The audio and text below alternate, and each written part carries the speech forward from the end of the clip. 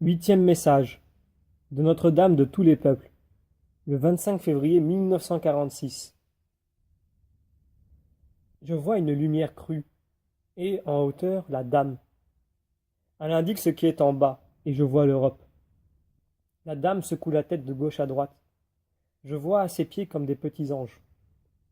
Pendant que je les regarde, ils ramènent d'un coup leurs ailes sur leur visage. Une grande lumière vient alors envelopper la Dame. Plus je regarde la terre, plus celle-ci devient sombre. Du doigt, la Dame attire mon attention là-dessus.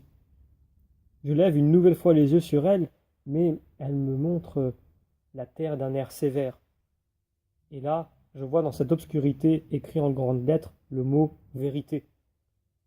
Tout à coup, les petits anges sont de nouveau à ses pieds et ils ramènent cette fois encore leurs ailes devant leur visage. La Dame me dit, tu dois les mettre en garde. La vérité est introuvable. Je me dis en moi-même, comment faire? La Dame me fait un signe en direction du bas et dit, allez et diffusez. Du doigt, elle montre le monde. J'y vois beaucoup de membres du clergé, beaucoup d'églises, mais sans bien les distinguer. La Dame me montre une nouvelle fois le monde et dit, cherche et vois si tu peux le trouver. Je cherche, et je lui dis, je suis tellement fatigué et ça me fait horriblement mal. Je vois tout à coup descendre d'elle une grande et longue croix. On dirait que quelqu'un la traîne, mais je ne vois pas cette personne, je ne vois que la croix. La croix suit le long chemin qui descend vers la terre, et d'un seul coup, je la vois dressée au milieu du monde. Je regarde de nouveau la Dame et je vois s'avancer une longue file de gens. Il me semble que ce sont des pèlerins. La Dame me dit, regarde. Et elle décrit au-dessus du monde un arc de cercle, une courbe.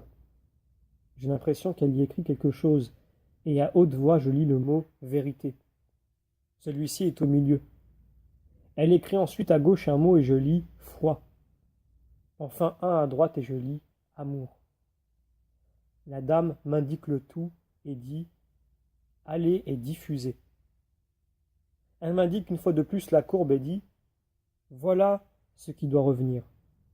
En apparence, c'est là, mais en réalité, ça ne l'est pas.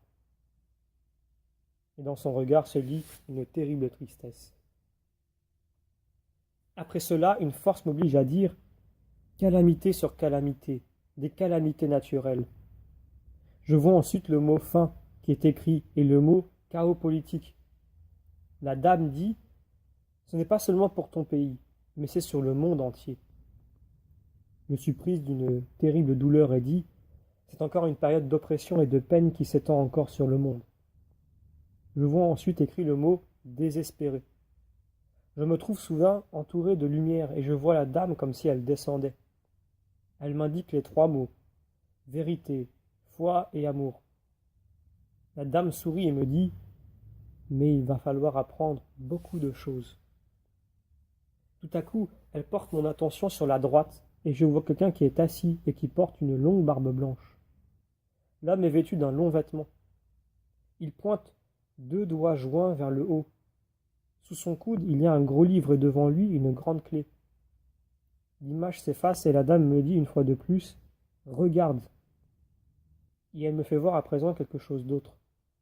C'est une grande pierre sur laquelle est couché un agneau.